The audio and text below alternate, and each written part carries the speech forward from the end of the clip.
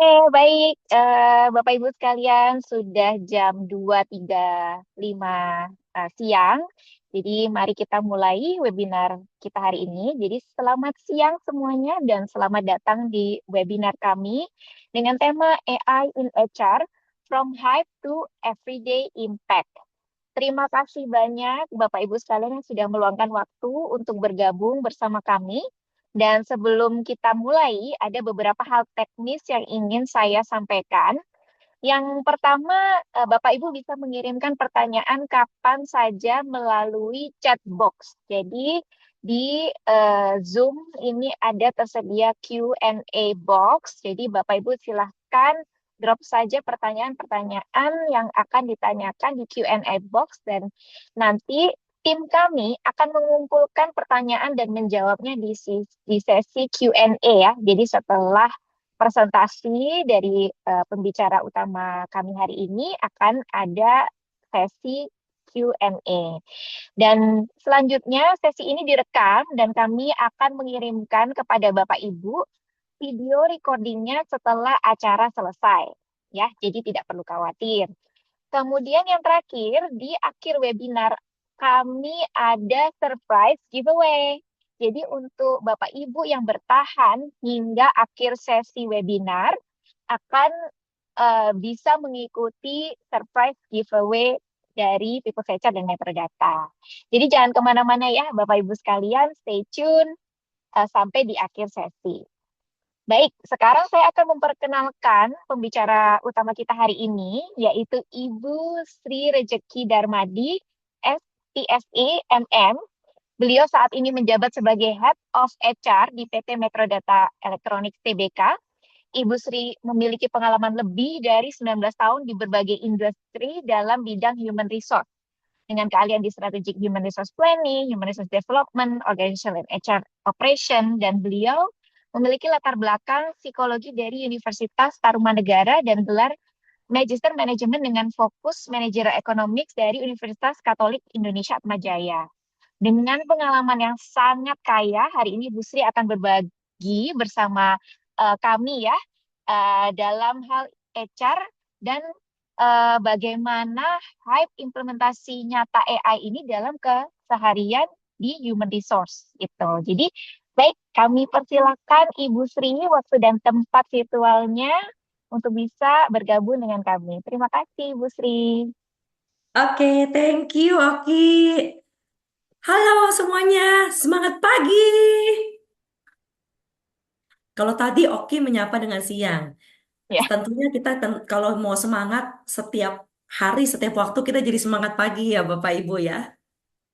Satu kesempatan yang berharga buat saya ya bisa bertemu dengan Bapak Ibu dari berbagai macam perusahaan dan juga pastinya dari berbagai macam divisi ya. Mungkin ada yang dari divisi HR, ada yang dari divisi IT, ataupun juga mungkin dari departemen atau divisi yang lainnya.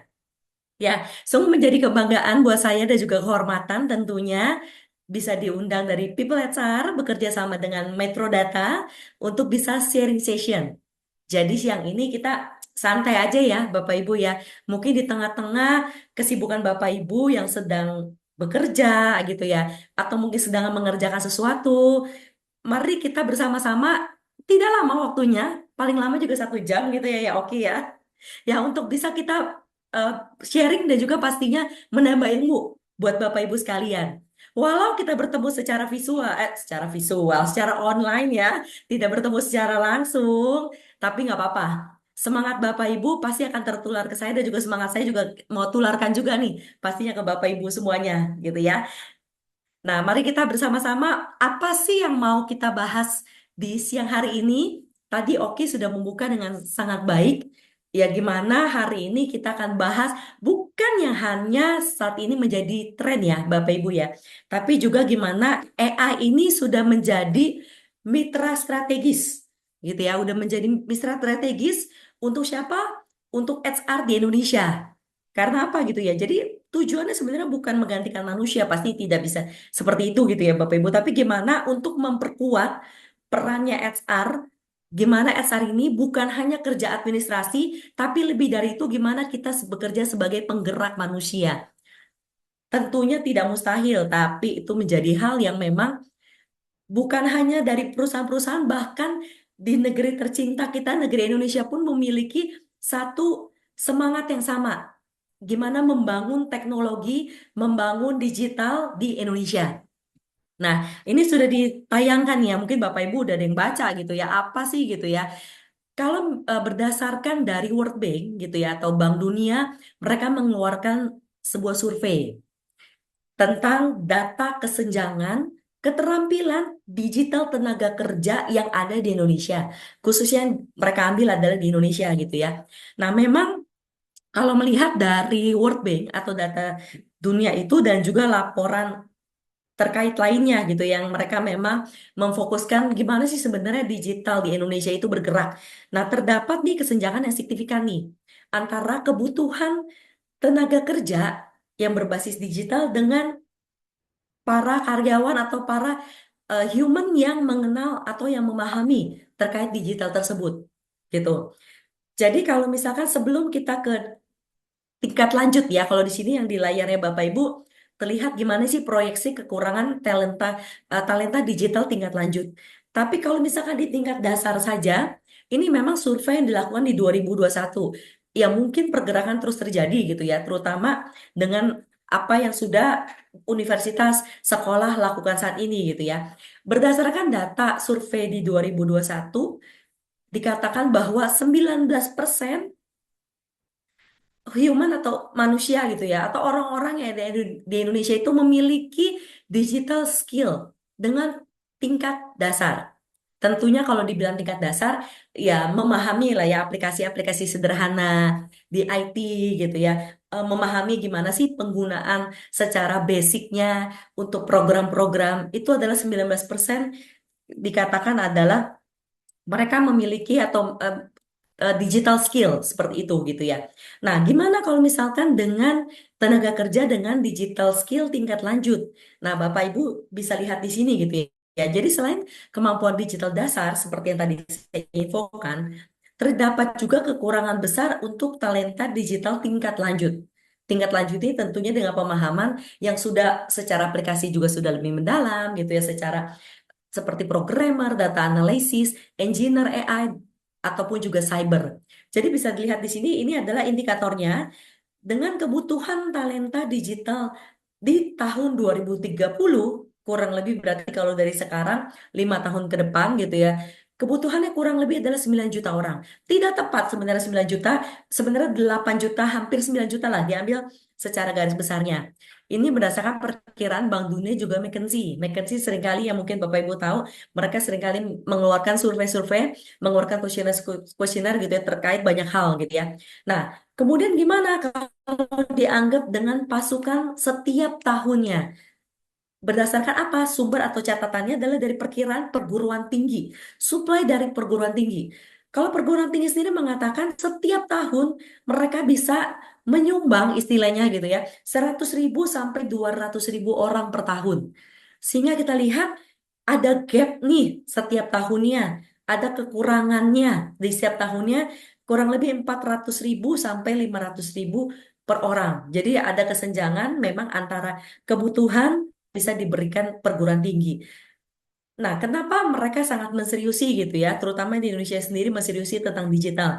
Kita pasti semua mengalami dengan pandemi ya di tahun 2020. Setelah tahun 2020, seluruh dunia ya dan juga pastinya Indonesia sangat em, memfokuskan gitu ya terkait dengan digital ini. Karena saya rasa pasti kita juga baik yang bekerja mungkin di perusahaan ataupun mungkin juga ada yang bekerja di universitas, bekerja di sekolah, pasti mengalami pentingnya teknologi pada saat itu gitu ya. Pada saat 2020, 2021 gimana kita harus bisa bekerja secara online, gimana kita bisa harus melihat kinerjanya tim kita secara jarak jauh gitu ya. Sehingga akhirnya digital ini menjadi hal yang sangat penting gitu ya.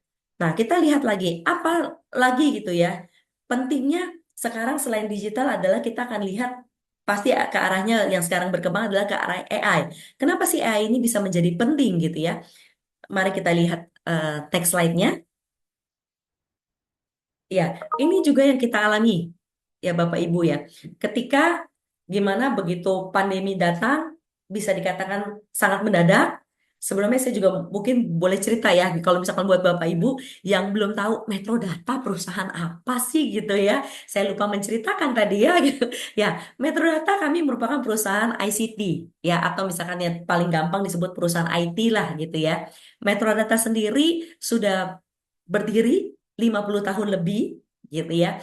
Dimulai dari hardware, dari hal kecil gitu, dari hardware, kemudian berkembang menjadi software, kemudian dari software kami pun juga memiliki distribusi.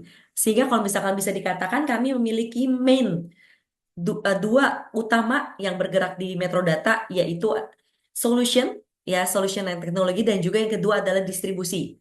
Meskipun kalau misalkan teman-teman mungkin yang suka mengikuti berita, Metrodata juga 2000 2024 menggandeng satu perusahaan juga yang bergerak di bidang apa? Tetap sama digital, tapi arahnya adalah digital marketing. Dan yang terbaru, kami juga joint venture bersama untuk membesarkan terkait dengan security gitu. Jadi memang kalau misalnya mau dikatakan dari 2010 pun beberapa karyawan kami terutama yang bergerak di bidang sales, bergerak di bidang technical, konsultan itu sudah bekerjanya memang secara mobile. Nah, tapi begitu 2020, udah bukan hanya mereka yang harus bisa bekerja secara mobile. Ya, bahkan ya kalau mau dikatakan back office, seluruh head office-nya yang ada di Metrodata juga, oke, ini keadaan memaksa kami gitu ya, untuk bisa bekerja secara mobile. Dan memang karena kami perusahaan IT, secara infrastruktur kami sudah terbentuk, memang tidak cukup menjadi masalah buat kami gitu ya, ketika gimana kami bekerja secara remote, secara mobile, tapi di tahun-tahun tersebut, gimana Metrodata ini banyak sekali membantu perusahaan-perusahaan, terutama yang membutuhkan terkait dengan teknologi digital. Gimana kami membantu mereka implement dengan berbagai macam sistem, sehingga mereka tetap bisa produktif perusahaannya, tapi juga tetap bisa secara kualitatif, secara kuantitatif dari para karyawannya juga tetap bisa dikontrol. Nah, inilah kenapa AI di SR ini menjadi sangat important di Indonesia gitu ya. Kalau kita lihat adalah yang tadi pertama, sekarang kita bekerja sudah secara bukan hanya lokal di Jakarta saja, tapi adalah gimana kita bisa bekerja secara di Indonesia. Atau mungkin bahkan perusahaan Bapak Ibu, kalau yang ada multinasional, ya gimana sekarang keadaan sudah membuat kita adalah harus bisa bekerja dengan tim yang tersebar dimanapun. Seperti itu gitu ya. Kalau kami sendiri, kami memang hanya berada di Indonesia, tapi kami berada di berbagai macam kota yang ada di Indonesia. Dan karyawan kami juga tersebar di beberapa kota besar di Indonesia gitu ya. Sehingga gimana kami bisa melakukan monitoring, melakukan kontrol terhadap hal ini. Ini juga terjadi karena apa? Terjadinya shifting ya Bapak Ibu ya. Pasti Bapak Ibu juga mengalami shifting untuk bekerja secara hybrid. Gimana remote work culture itu dibutuhkan oleh HR. Untuk apa? Untuk lebih adaptif lagi. Untuk bisa beradaptasi dengan keadaan yang ada saat ini. Apalagi nih yang ketiga gitu ya. Kenapa AI di HR ini menjadi hal yang penting? Karena sekarang kita tahu semua hal maunya bekerja dengan cepat. Kita dapat data ini, kita pasti maunya, oke, setelah dapat data ini, apa ini yang bisa dikerjakan gitu kan ya. Pressure for fast and data-driven decision making. Kita memiliki data pasti banyak, Bapak Ibu. Nah, tapi gimana data ini bisa kita olah hingga akhirnya menjadi data yang berbicara gitu ya, hingga bisa menjadi data yang kita gunakan secara efektif, hingga bisa menjadi data yang untuk apa? Tentunya balik lagi pastinya untuk kebutuhan bisnis. Gimana bisnis juga bisa semakin maju seperti itu. Kita akan melihat yang berikutnya. Oke, boleh next.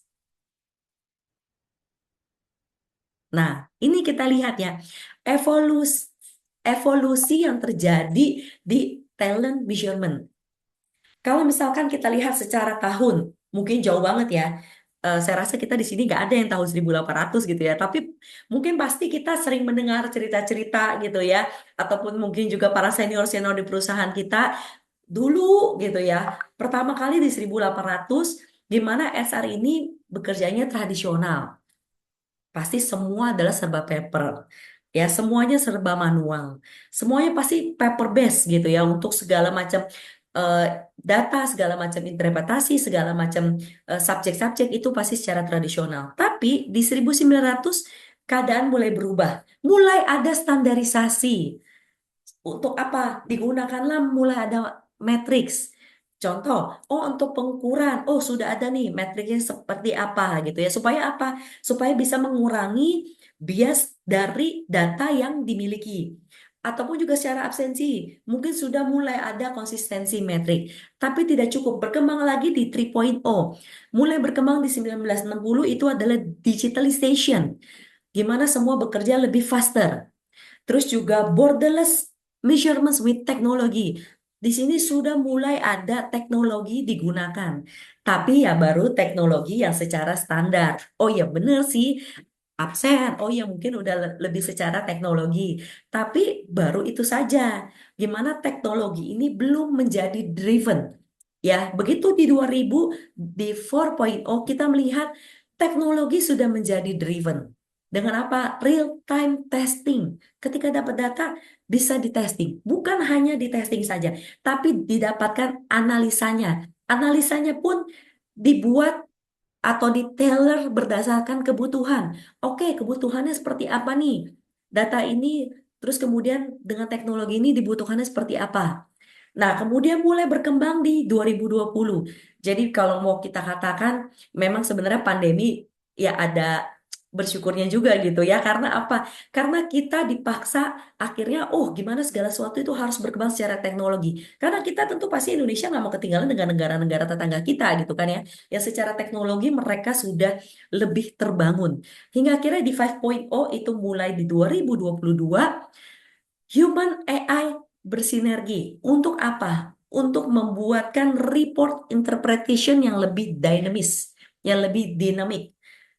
Juga gimana AI ini juga membantu HR pastinya gitu ya. Ketika memiliki data, data itu tidak hanya diam begitu saja, bukan hanya dilakukan hanya analisa saja, tapi lebih dari analisa. Mari kita lihat di slide berikutnya. Nah, gimana nih sebenarnya dengan perkembangan HR tadi gitu ya? Gimana kita bisa mentransform HR proses? Ini pun yang Metro Data lakukan. Ya, yang namanya kami sudah 50 tahun tentunya sudah mengalami hal-hal yang dimulai dari misalkan penghitungan PI atau penghitungan penilaian setiap tahun. Oke, mulai dari kumpulin Excel, pasti Bapak Ibu mengalami ya. Oke, ini nama ini kumpulin Excelnya. Nilainya dia apa sih? Oke, nilai kuantitatifnya seperti apa? Nilai kualitatifnya seperti apa? Nilainya dihitung pakai Excel gitu ya. Terus tanda tangan. Tanda tangan dari atasannya, tanda tangan dari karyawannya menyetujui. Oh, oke, nilai saya seperti ini gitu ya. Kita coba lihat dari yang paling pertama, dari proses recruiting dan onboarding. Ya, saya pun juga mengalami gitu ya, gimana dulu proses recruiting seperti apa. Kumpulin CV pastinya ya Bapak Ibu, jadi amplop coklat itu pasti tidak heran ya. Dulu berkenalan sekali dengan amplop coklat dan juga dengan kertas folio yang bergaris ataupun kertas A4 gitu. Itu udah pasti kita dulu seperti itu gitu ya. Dari proses recruiting kita lihat secara satu persatu CV seseorang, kita baca gitu ya dari kertas gitu ya. Kemudian mungkin kita berikan tanda, oh kalau lihat dari pendidikan, lihat dari sertifikasinya mungkin, lihat dari pengalaman kerjanya, kita kasih tanda mungkin bintang atau misalkan kita pisahkan, oke nih kita pisahkan ke sebelah kanan yang kira-kira lumayan sesuai dengan kita gitu kan ya. Dari proses itu hingga akhirnya kalau yang di Metro Data sekarang lakukan adalah recruitingnya sudah dilakukan secara digital. Gimana setiap karyawan kami berikan link, bisa data di sana, bahkan bukan hanya secara data saja, tapi juga secara assessment, secara psychological test, secara technical test, itu semua juga sudah dilakukan adalah di sistem dan juga dikirimkan secara otomatis kepada karyawan. Dari proses onboarding, ketika kita menerima karyawan gitu ya, gimana proses onboarding juga kita lakukan secara digital, mereka yang join di perusahaan kita bisa tahu perusahaan kita dengan lebih lengkap kalau kami menyebutnya dengan welcome book ya. Gimana kami me-welcome mereka dengan memperlihatkan siapa aja sih atasan, gimana sih visi misinya dari Metrodata, gimana sih corporate culture-nya kami, secara legal kami seperti apa gitu ya. Hingga akhirnya ketika mereka join, kami juga memiliki yang kami sebut dengan Metrodata Orientation Program. Mungkin kita dulu mengumpulkan dalam satu kelas gitu ya. Oh oke, ayo mari kita berkumpul setiap karyawan baru gitu ya. Sekarang mereka sudah bisa belajar secara mandiri. Ketika mereka sempat, mereka bisa buka Metrodata Orientation Program tersebut. Mereka bisa tahu dan ada tesnya juga sehingga pemahaman mereka bisa terukur. Sudah mengerti belum sih mereka gitu ya terkait banyak hal yang ada di Metrodata. Begitu juga Employee Master Data. Gimana Master Data kalau kita dulu mengumpulkan kita ngetik ya Bapak Ibu ya kita ketik oke nih eh, nama karyawan ini pendidikan ini. Sekarang semua data sudah terkumpul di satu tempat gitu ya. Sehingga ketika misalnya Bapak Ibu butuh, Bapak Ibu tinggal search muncul gitu ya. Begitu juga dari performance and succession gitu ya. Dari learning and development, kami membuat gimana kita bisa membuat orang-orang itu lala. Apa itu lala gitu ya? Learning anywhere, learning anytime gitu ya. Gimana mereka bisa belajar, bisa istilahnya meningkatkan kemampuan mereka baik secara soft skill, baik secara technical skill itu mereka bisa meng-up diri mereka kapanpun yang mereka mau. Mungkin jika di jam kerja tidak sempat, mereka tinggal buka secara learning online gitu ya. Oke, saya mau belajar ini nih. Saya kapan sempat waktunya. Dan sama tetap ada pengukurannya juga sehingga mereka tahu, oke, saya udah cukup paham. Kalau tidak paham, mereka bisa kembali lagi, mempelajari lagi dan juga data remuneration.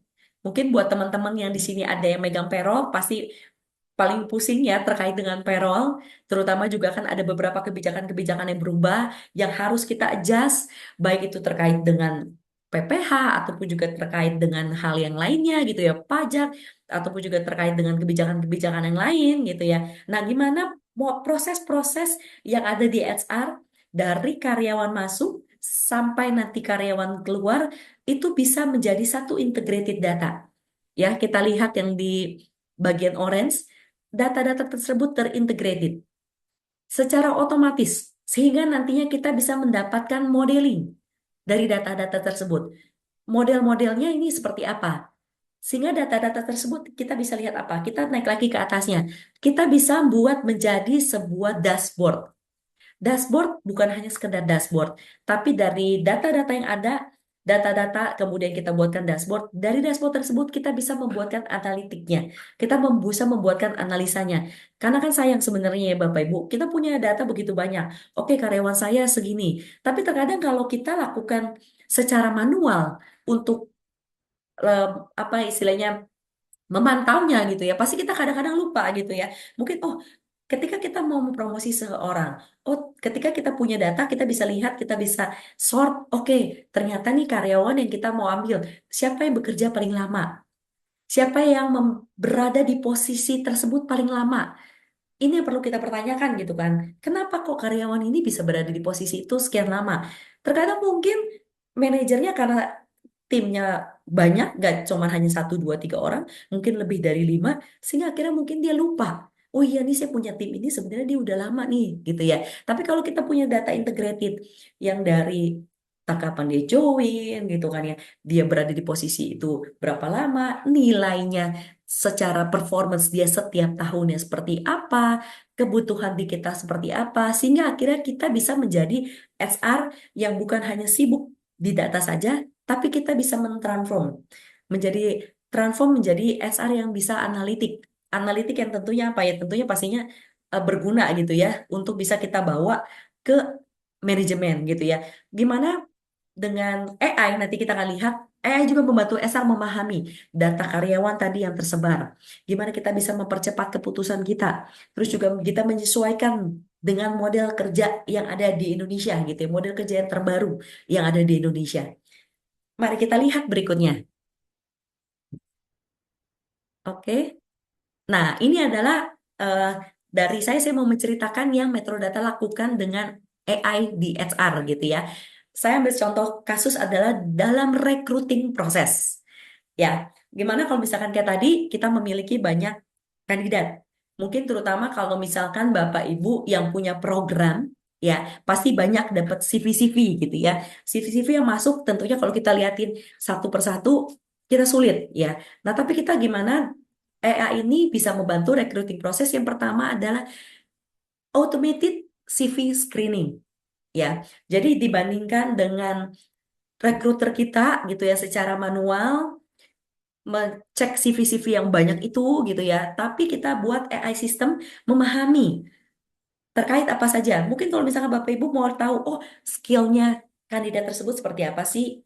Experience-nya dia, pengalaman kerjanya dia bagaimana sih?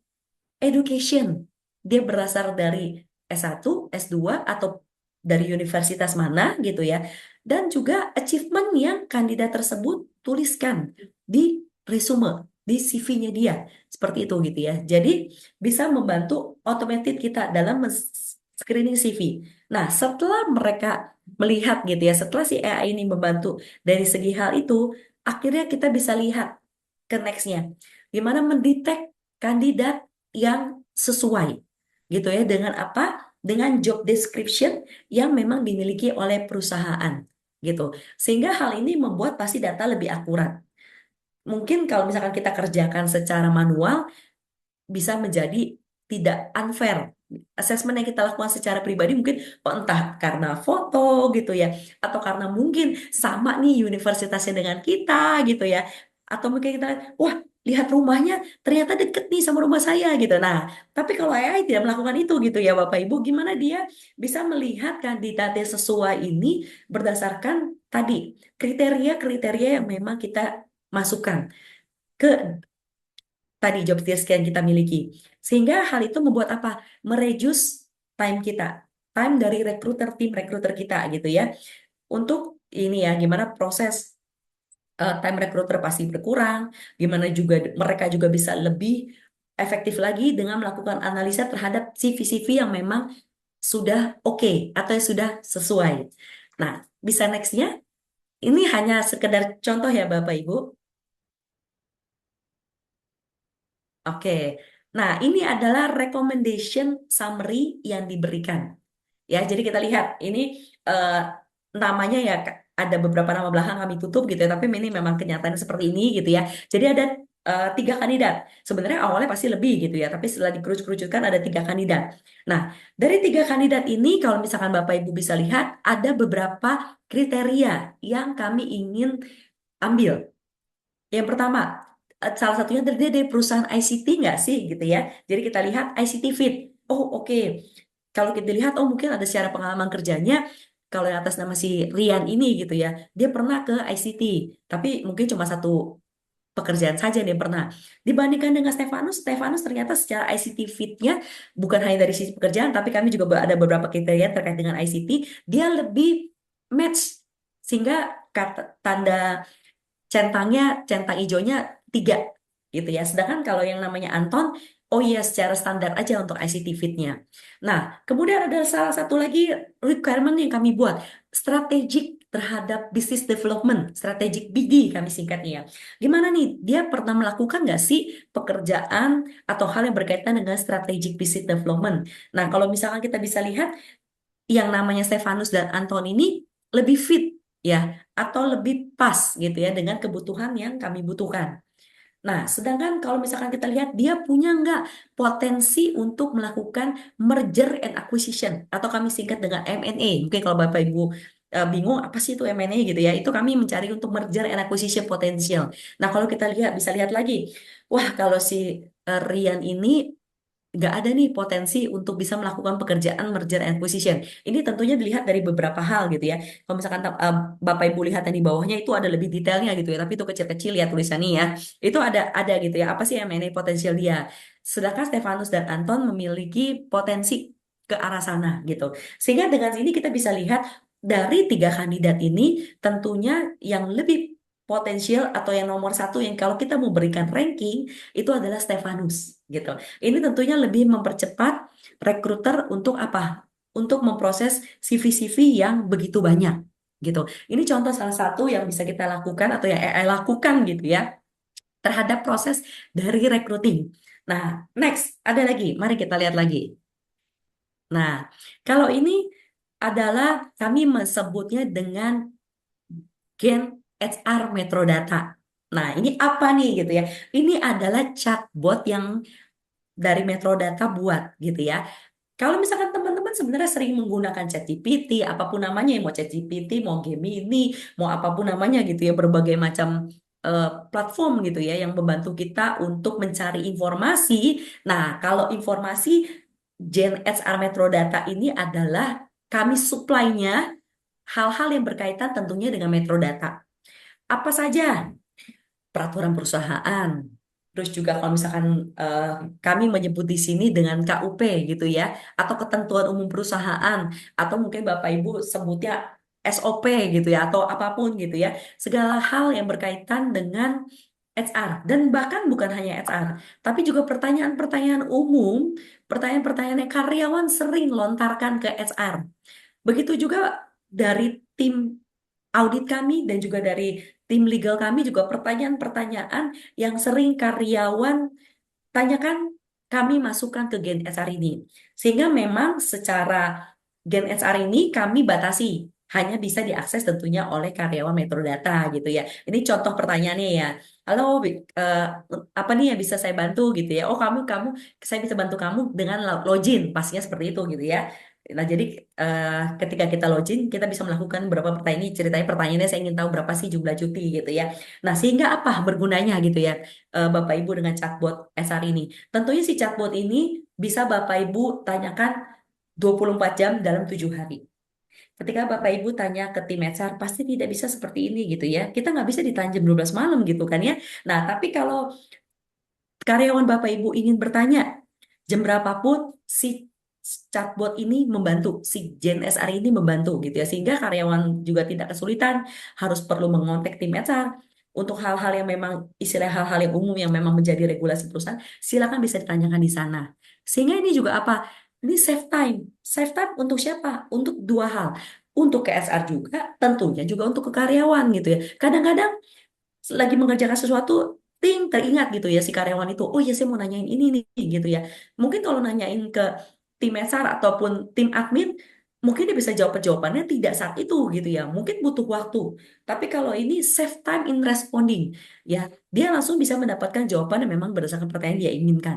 Begitu juga save time dari timnya HR, sehingga tim HR juga tidak memiliki atau waktunya itu banyak terbuang dengan banyak pertanyaan-pertanyaan dari karyawan gitu ya. Tentunya bukan yang nggak mau membantu gitu ya, tapi kan terkadang karyawan suka lupa. Pertanyaan ini ditanyakan di karyawan A. Nanti B bisa nanya lagi, C bisa nanya lagi gitu ya. Dengan satu orang mungkin dalam satu hari 5 karyawan menanyakan hal yang sama gitu ya. Nah, itu juga save time buat tim HR untuk silakan bisa ditanyakan di sini. Nah, tentunya apa? Dengan kondisi seperti itu dari tim HR ataupun juga karyawan sendiri increase efisiensi. Ya tentunya pekerjaan yang mereka mungkin banyak luangkan waktu untuk bertanya bisa kita reduce gitu ya. Bisa mereka reduce untuk melakukan apa?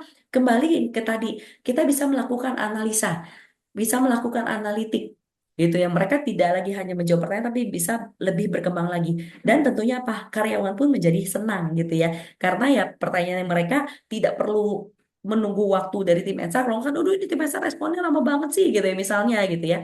Tapi mereka juga hingga akhirnya mereka juga puas. Oh ya udah saya bisa tanya dan semuanya jadi terselesaikan gitu ya. Nah, ini beberapa hal yang HR ini bisa lakukan. Sehingga apa gitu ya? Bisa next slide-nya. Next. Nah, ini gitu ya. Sehingga apa? AI accelerates HR work so that HR can work more strategically and with higher quality. Gitu. Gimana HR ini memberi peluang kepada HR, AI ini memberi peluang kepada HR, kepada kita gitu ya. Untuk apa? Berpindah tugas.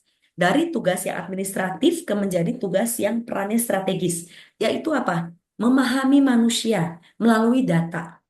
Apakah itu mungkin? Itu mungkin banget. Dengan data-data yang kita miliki, kita bisa melakukan analisa, kita bisa memahami karyawan kita satu persatu dengan tidak ada yang tertinggal. Oke, demikian dari saya. Oke, terima kasih untuk Bapak Ibu yang mendengarkan. Silakan kembali ke Oti. Terima kasih Ibu Sri, insight-nya hari ini sangat-sangat bermanfaat ya. Tadi sudah disampaikan bagaimana AI bisa membantu gitu ya, membantu tugas para HR untuk menjadi lebih mudah lagi gitu ya. Jadi terima kasih insight-nya sangat bermanfaat Ibu Sri. Dan sekarang kita langsung masuk ke Q&A session ya. Eh, Bapak Ibu sekalian, jadi untuk Bapak Ibu yang memiliki pertanyaan bisa langsung drop saja di Q&A box. Jadi kalau Bapak Ibu masuk ke Zoom itu di bagian bawah ada chat box. Di sebelah chatnya itu ada Q&A section. Nah, ini sudah dibantu oleh Dinali ya. Jadi kalau dilihat di sebelah chat box itu ada Q&A session. Jadi kita bisa ambil 3 pertanyaan pertama, ya kita bisa langsung jawab saat ini juga. Tapi kalau misalnya waktunya tidak memungkinkan, tidak perlu khawatir. Bapak Ibu yang sudah mengajukan pertanyaan nanti akan kami follow up kembali setelah sesi berakhir, gitu ya. Jadi tidak perlu khawatir. Oke, kita beri waktu kurang lebih 1 sampai 2 menit Bapak Ibu untuk bisa drop pertanyaan di Q&A section di Zoom ini. Nanti kita akan jawab 3 pertanyaan pertama. Sambil menunggu, saya mau mengucapkan selamat siang juga ya. Tadi ada beberapa Bapak Ibu yang saya lihat baru join di tengah sesi. Jadi terima kasih atas waktunya sudah bergabung di webinar kita siang ini. Kita masih tunggu Bapak Ibu yang memiliki pertanyaan, langsung saja drop pertanyaannya. Ini sepertinya sudah ada pertanyaan ya dari Pak Fadel. Apakah AI sudah bisa support screening personality kandidat saat proses rekrutmen? Gitu.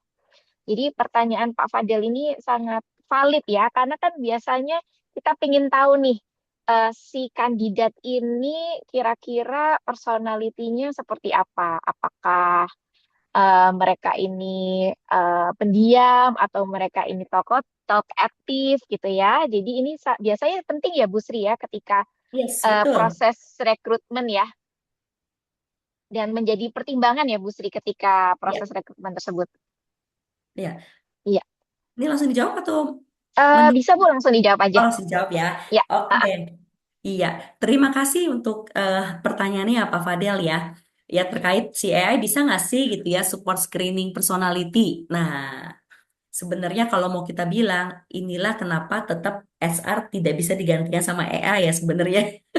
Karena apa? Kalau kita istilahnya nih, kalau cuman ketemu awal dengan orang gitu ya, kita paling bisa kira-kira aja gitu ya dari tampangnya. Oh iya, tampangnya kayaknya pendiam nih gitu ya, atau tampangnya seperti apa. Tapi tentu itu hanya dasarnya saja gitu ya. Tapi tentunya ketika kita sudah berbincang dengan dia gitu ya, eh, lebih kenal lagi dengan dia, kita lebih bisa menilai personality dia tentunya dengan lebih baik.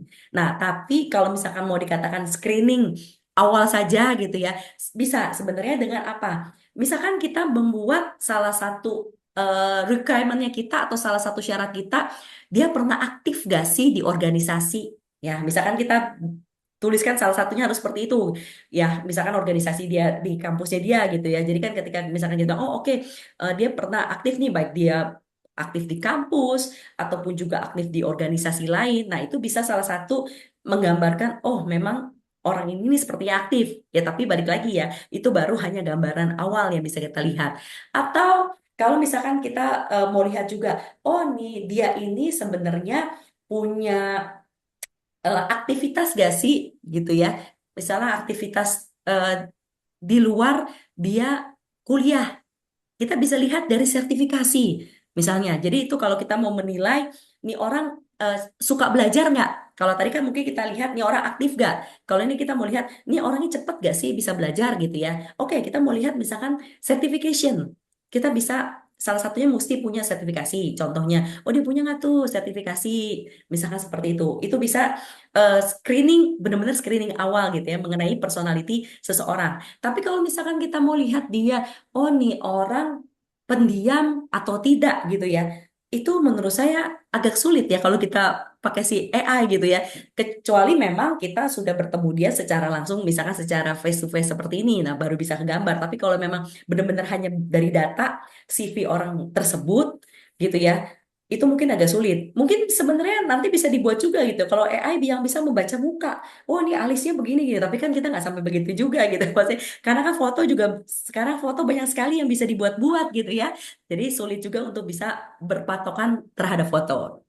Ya, Ya, sebenarnya seperti itu baik. bisa kalau untuk screening dasar ya, Pak Fadel. Baik, terima kasih Bu Sri. Jadi untuk summary sebenarnya AI ini bisa membantu ya Bu Sri ya, tapi tetap tidak Bisa. bisa menggantikan proses dari rekrutmen human itu sendiri gitu ya Bu ya, dari para recruiter gitu ya. Yes, betul. Baik, terima kasih Bu Sri untuk jawabannya. Pak Fadel, kalau ada pertanyaan lebih lanjut bisa langsung di drop saja di Q&A. Dan pertanyaan kedua, ini ada pertanyaan eh, mengenai seberapa efektif dan akurat AI mengenerate increment, Bu Sri. Oke. Nah, itu kembali lagi seberapa banyak data yang tim HR bisa kasih input ke si AI tersebut. Seperti prompt lah ya, seberapa detail prompt yang kita berikan di aplikasi, mau menggunakan aplikasi apapun gitu ya. Semakin detail prompt yang kita berikan, tentunya si AI akan menjawab kita juga dengan semakin detail. Hal yang sama. Semakin banyak hal yang bisa kita lakukan atau yang kita input ke dalam si AI, maka semakin efektif dan akurat juga si AI ini mengenerate increment. Contoh, apa yang bisa kita ambil? Pasti yang paling utama adalah nilai PI-nya dia atau nilai performance-nya dia gitu ya. Dari nilai performance itu hal yang utama. Kita bisa tambah-tambahkan juga tentunya pasti dari masa kerjanya dia. Sehingga masa kerja ini kan bisa terlihat, oh dia sudah berapa tahun sih gitu ya. Tentunya ini tidak cukup dengan data karyawan saja, tapi yang terlebih penting adalah dari structure matriksnya perusahaan. Perusahaan tahun ini mau membuat structure matriks seperti apa? Kenaikannya mau berapa persen? Terus juga secara levelingnya, itu juga kita perlu kasih prompt juga ke si AI gitu ya. Secara leveling, di leveling ini gimana nih kita mau membuat kenaikannya gitu ya. Jadi secara matrix itu penting, matrix salary ya. Dan juga kedua adalah secara structure matrix salary-nya juga. Ya, matrix and structure itu penting untuk bisa kita input selain data-data karyawannya tadi. Sehingga dengan begitu bisa mengenerate nilai increment tentunya dengan sangat lebih baik. Akan sangat membantu juga kalau Bapak Ibu mungkin memiliki survei, setiap tahun ikut survei, ya bisa dibandingkan dengan perusahaan-perusahaan yang lain, data survei itu juga kita bisa inputkan, sehingga kita juga bisa mendapatkan data lebih banyak lagi. Seperti itu. Baik, Bu Sri, terima kasih atas jawabannya. Jadi kalau masih Oke, ada pertanyaan lebih lanjut, bisa langsung drop di Q&A section. Dan pertanyaan terakhir ya ini, Bu Sri, yang oke, kita bisa langsung jawab hari ini. Jadi ya. pertanyaan dari Pak Fadil ya. Apa chatbot tadi hanya diatur untuk informasi yang ada di data company? Dan jika iya, bagaimana memastikan akurasi datanya? Mengingat usernya nanti bukan hanya dari HR saja. Oke, ya thank you Pak Fadil untuk pertanyaannya ya. Ya, jadi chatbot yang tadi kami miliki diatur untuk informasi yang memang hanya ada untuk company kami. Jadi kami melakukan restricted. Ya, jadi kami membangun kalau di belakang ya secara sistemnya. Jadi memang secara sistemnya itu memang hanya bisa dibuka seperti tadi ya. Hanya bisa dibuka dengan login. Loginnya apa? Login memang ada di Metrodata. Jadi istilahnya kalau di kami secara Active Directory-nya dia memiliki Active Directory di perusahaan kami gitu ya. Jadi dengan itu satu gitu ya, sehingga memang informasinya informasi yang ada di company. Nah, gimana memastikan akurasi datanya? Yang memasukkan kembali lagi tadi prompt tadi, yang memasukkan datanya itu tentunya adalah si pemilik data. Contoh kayak tadi kami, data HR yang kami masukkan ke sana ya memang data-data HR yang selalu update. Jadi kami punya yang kami sebut dengan portal gitu ya. Portal ini selalu data-data update. Sehingga yang chatbot itu ambil juga adalah data yang ada di portal gitu. Data-data yang sudah tidak ada di portal biasa kami pasti take down gitu ya, sehingga si chatbot pun juga nggak pusing dia ya. Aduh ini sih baca data yang mana sih gitu ya. Jadi datanya itu pun juga ya udah baca datanya adalah data-data yang update gitu, sehingga akurasi datanya pasti sangat akurat karena memang data yang diambil itu adalah data-data yang memang selalu update seperti itu. Begitu juga ketika misalkan data dari tim legal, ya pasti tim legal gitu ya. Mereka juga sama memiliki portal, jadi kami tidak perlu kerja 2 kali untuk masukin data, tidak ya. Tapi ya udah sekalian langsung update gitu ya. Si chatbot pun juga ngambil langsung dari data yang update. Begitu juga ketika tim guest kami atau general affair kami biasa juga memasukkan pertanyaan-pertanyaan yang sering ditanya oleh karyawan gitu ya. Itu juga update, begitu juga dari datanya audit. Itu juga biasa kami data-data yang update gitu ya. Jadi sehingga seluruh karyawan ketika mau bertanya, silakan bisa tanya di situ gitu ya. Ataupun juga misalkan nanti mau berkembang lagi, tim bisnis juga ingin memasukkan datanya gitu ya, ya udah gitu ya. Jadi setiap kali misalkan mau ada pertanyaan, silakan bisa ditanyakan di situ. Semoga itu menjawab ya Pak Fadil. Thank Terima you. kasih Bu Sri. Tadi pertanyaannya, sorry, jawabannya sudah disampaikan ya. Jadi semoga menjawab. Untuk Bapak Ibu yang sudah drop pertanyaan di Q&A section, tidak perlu khawatir, nanti akan ada tim kami yang menghubungi untuk memberikan follow up jawaban ya. Jadi kita bisa next ke sesi selanjutnya. Dinali, next please.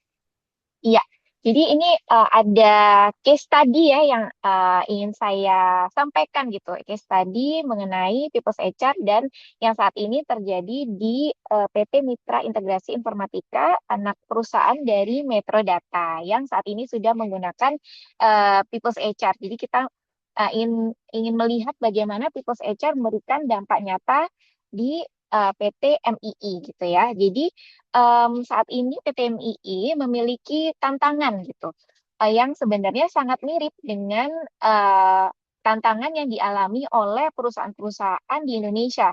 Jadi meliputi struktur shift yang kompleks, kemudian input payroll yang tersebar di berbagai departemen, kemudian pencarian data yang lambat prosesnya, dan tentu saja beban proses HR yang penuh dengan pekerjaan administrasi dan compliance ya.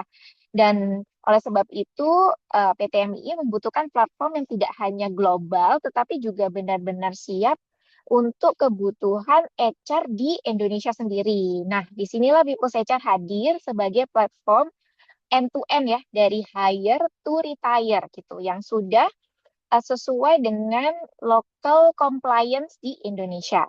Jadi kami People's HR sudah menyediakan proses HR automation dari rekrutmen, kemudian onboarding, absensi, payroll, hingga performance. Semuanya terhubung secara seamless end-to-end. Dan hasilnya proses terotomasi secara end-to-end, integrasi payroll lebih dalam dan akurat, kemudian pengalaman HR dan karyawan menjadi jauh lebih lancar karena People's HR sendiri sudah memiliki mobile first employee self-service, di mana karyawan juga bisa mengakses informasi data melalui self-service mobile app gitu ya. Nah, next, impact-nya yang dirasakan, data dapat diakses lebih cepat, kemudian proses payroll bulanan menjadi lebih efisien, 90% HR proses sudah terotomasi, kemudian lebih dari 2.000 karyawan dapat menggunakan mobile app untuk self-service hanya dalam hitungan detik, kemudian HR beralih menjadi proses dengan ini ya, paperless, digital, dan real time gitu. Nah, selanjutnya, nah ini kabar kabar menarik ya, karena kita sedang membahas AI yang sedang hype, dan di saat ini kami ingin memperkenalkan AI powered by People's HR. Jadi ini adalah transformasi terbaru dari People's HR, dari sistem hire to retire untuk HR journey. Ya, jadi AI ini bekerja di seluruh modul yang ada di People's HR, mulai dari core HR, time attendance, payroll, kemudian ada juga talent management, dan AI ini membantu mengotomasi tugas-tugas rutin para pekerja HR ya. Dan kemudian bisa juga membantu memprediksi resiko, menyajikan insight secara instan, dan memberikan superpower kepada tim HR di berbagai perusahaan. Dan di pusat ekosistem AI ini, kami memperkenalkan AI agent kami yang bernama Lexi. Jadi Lexi ini adalah asisten AI agentik terbaru kami, di mana Lexi ini bisa membantu para karyawan atau HR admin untuk mengajukan cuti, kemudian menemukan kebijakan perusahaan yang sudah diupload di sistem, kemudian menampilkan analytics, menavigasi proses HR, dan itu hanya dengan menggunakan chat atau perintah suara gitu. Jadi tidak hanya itu, si Lexi ini atau AI agent kami juga mempunyai layer integrasi, jadi bisa terhubung dengan sistem yang lain. Jadi misalkan di perusahaan Bapak Ibu ada kebutuhan integrasi dengan ERP, kemudian financial system yang lain, atau mungkin biometric devices atau CRM, tanpa double entry, semuanya bisa saling terhubung secara otomasi gitu. Dan hal terbaik lainnya adalah tingkat konfigurasinya ya. Jadi People's HR ini mengikuti workflow, approval policy, dan calculation yang sudah semuanya terautomasi gitu. Dan kejutan lain dari People's HR adalah saat ini People's HR AI ini sudah bisa dinikmati oleh para pengguna People's HR ya secara global gitu. Dan next, ya, saat ini Lexi pun akan kami launch di tanggal 27 November ini ya. Jadi pas sekali Bu Sri sebagai pembicara utama kami, di saat ini juga kami ingin memperkenalkan AI agent kami yang akan kami launch besok. Nah, dan ini adalah mobile app di People's HR. Jadi tampilannya bisa Bapak Ibu saksikan ya. Jadi mobile app ini bisa meningkatkan employee engagement gitu, di mana karyawan itu bisa melakukan clock in clock out, mengajukan cuti, melihat payslip, kemudian bisa chat juga dengan Lexi Agent AI yang tadi telah kami sampaikan ya. Jadi misalnya ini contohnya si karyawan ingin mengajukan cuti, cukup chat saja dengan Lexi Agent, nanti akan dibantu oleh Lexi Agent kami. Semua langsung dari smartphone ya, aksesnya jadi dari smartphone, dari mobile phone itu bisa mengakses People's HR mobile app. Inilah cara People's HR membantu perusahaan untuk meningkatkan engagement, kemudian mengurangi pekerjaan administrasi, dan memberikan pengalaman modern kepada para karyawan. Next-nya, ya, kemudian ini adalah tampilan dari web app. Jadi memang di People's HR ini selain dari mobile app, kita juga ada web app ya, Bapak Ibu sekalian. Dan menyambung yang Bu Sri sampaikan mengenai proses rekrutmen ya, karena kan proses rekrutmen ini sangat penting di perusahaan. Jadi dengan mengakses proses vakansi, si HR admin atau pekerja HR ini bisa langsung dibantu oleh AI gitu ya. Jadi misalkan ingin mengakses long listing, tinggal search saja long listing, kemudian bisa mengakses data-data kandidat gitu ya. Ini contohnya data kandidat eksternal. Jadi bisa melihat scoring juga dari si kandidat tersebut. Mana nih scoringnya yang paling tinggi, yang paling cocok untuk posisi tertentu. Jadi bisa membantu para rekruter untuk melakukan proses rekrutmen lebih singkat gitu. Nah, kemudian bisa juga dibantu oleh Lexi Agent tadi sama seperti yang di mobile app, apabila di web app tampilannya seperti ini Bapak Ibu. Jadi tinggal chat saja, mau mengajukan cuti dari tanggal berapa sampai tanggal berapa, nanti akan dibantu oleh Lexi Agent kami. Jadi tidak perlu mengakses menu secara manual.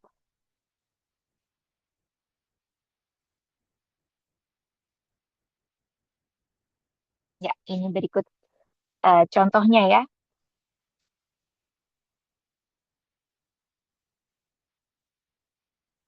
Nah, ini jawaban dari Lexi Agent kami. Misalnya ada cuti yang ternyata tidak sesuai, gitu nanti akan dijawab oleh Lexi Agent juga kenapa cuti tersebut tidak bisa diproses gitu ya. Next. Ya, baik. Sekali sekali lagi terima kasih atas partisipasi Bapak Ibu dan selanjutnya adalah masuk ke sesi feedback form. Mohon bantuannya Bapak Ibu untuk eh, bersedia mengisi feedback form, tapi tidak perlu khawatir ya. Ini feedback form ini sebenarnya ada rewardnya gitu. Jadi kalau Bapak Ibu yang mengisi feedback form ini akan otomatis masuk namanya ke nanti reward ya. Nanti kita akan ada raffle reward. Nah, feedback form ini dibutuhkan untuk Bapak Ibu bisa mengikuti raffle rewardnya setelah sesi feedback form selesai. Jadi saya beri waktu kurang lebih 2 menit untuk mengisi feedback form. Tinggal di-scan saja QR code yang ada di layar Bapak Ibu, kemudian sampaikan feedback atas webinar kami hari ini, dan otomatis nama Bapak Ibu akan diikutkan ke reward raffle. Ya, jadi mohon bantuannya. Saya beri waktu 2 menit sampai jam 3.32. Dan feedback ini sangat sebenarnya sangat ini ya dibutuhkan ya untuk kami bisa me, apa ya bisa memberikan atau membuat webinar ke depannya lebih baik lagi gitu. Karena webinar-webinar kami itu tidak hanya sampai hari ini saja, tapi kami akan melanjutkan beberapa webinar lagi di lain kesempatan. Gitu. Ya, selain bisa scan QR code, ini dari tim kami sudah menyediakan link juga Google Form, ya, bisa ada 2 opsi, scan QR code atau bisa klik link yang ada di chat box. 1 menit lagi, Bapak Ibu sekalian, sebelum saya akhiri sesi feedback form.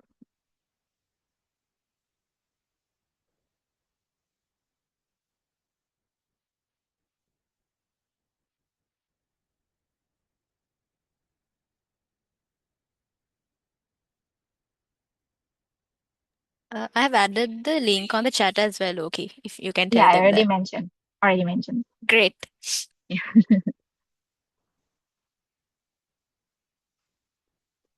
ya baik. Sudah jam 3.32 ya, Bapak Ibu sekalian. Jadi ini kita akan tutup feedback formnya. Jadi untuk Bapak Ibu yang sudah scan QR code feedback form atau klik link di chat box, otomatis nama Bapak Ibu akan diikut sertakan untuk sesi reward raffle. Ya, so Dinali, Samila, let's go to reward raffle. We are waiting for more responses. Oke. One more minute. Yeah. Oke. Oke, baik Bapak Ibu sekalian, kita tunggu ya 1 menit lagi untuk pengisian feedback formnya.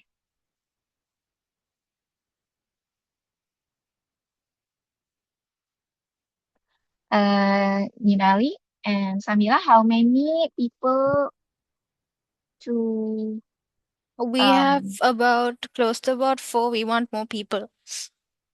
Okay, Maybe we'll give you some more time. sure. Thank you. Ya, Bapak Ibu, mohon bantuannya ya sekali lagi untuk segera mengisi feedback form, bisa scan QR code yang ada di tampilan layar Bapak Ibu sekalian atau via link di chat box, karena nanti untuk Bapak Ibu yang telah melengkapi feedback form akan diikutsertakan untuk pengundian atau reward raffle ya. Jadi kita sudah siapkan hadiah menarik untuk peserta yang mengisi feedback form. 3 peserta ya. Dinali, is it like three attendees for the reward? We will be picking 5 winners. Oh, 5. Okay. Jadi ada 5 peserta beruntung yang bisa mendapatkan reward raffle ya. Jadi jangan sampai kelewatan Bapak Ibu.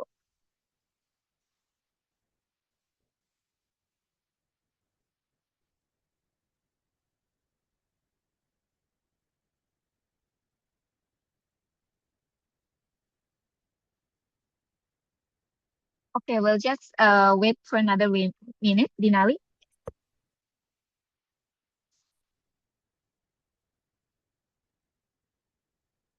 How many people so far? We have 6 and we have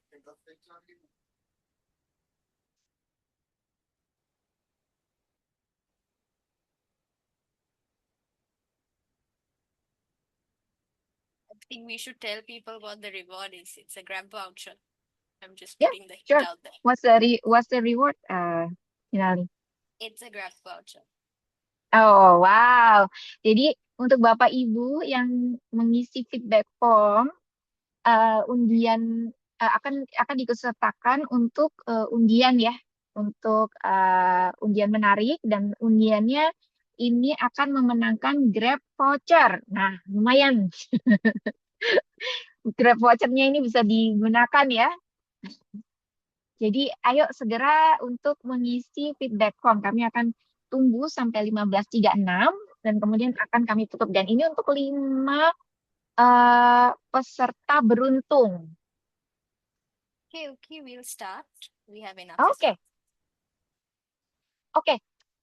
Jadi terima kasih Bapak Ibu yang telah mengisi feedback form baik dari QR code atau link.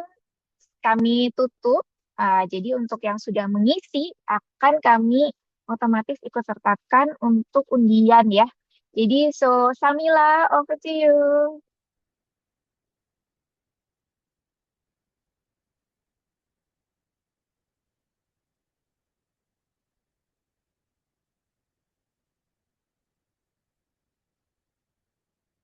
Samila, are you going to do the raffle? Yes, he is. We are gathering all the names and making sure we have everyone's email so that we can reach out. Great.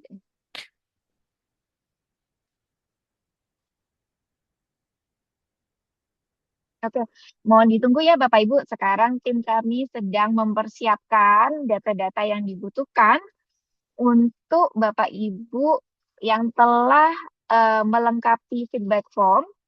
Dapat kami ikut sertakan secara otomatis untuk pengundian hadiah Grab voucher. Ada 5 pemenang yang beruntung hari ini. Kita akan ambil ya. First one. Go ahead Samila, draw the winners. Siapakah yang beruntung? Yeay. Selamat. Yang pertama ada Bapak Fadil Riswandi. Kemudian yang kedua ada Bapak Joshua Kalesaran. Yang ketiga ada Bapak Rian Meiko. Keempat ada Bapak Fadel Ahmad. Yang kelima ada Ibu Restu ya. Selamat untuk ke-5 peserta yang beruntung hari ini mendapatkan Grab voucher. Yeay. Terima kasih Bapak Ibu sekalian atas partisipasinya dan atas feedbacknya juga ya. Jadi feedback ini sangat membantu buat kami, tim People Secar dan Mitra Integrasi Informatika, serta tim marketing kami untuk bisa mengadakan webinar-webinar selanjutnya yang lebih menarik lagi dan bermanfaat lagi. Ya, next it's going to be at the end of our webinar session.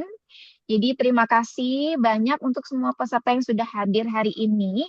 Terima kasih juga untuk pembicara kita hari ini, Ibu Sri Rejeki Darmadi atas sesi yang sangat-sangat insightful dan bermanfaat ya Bu.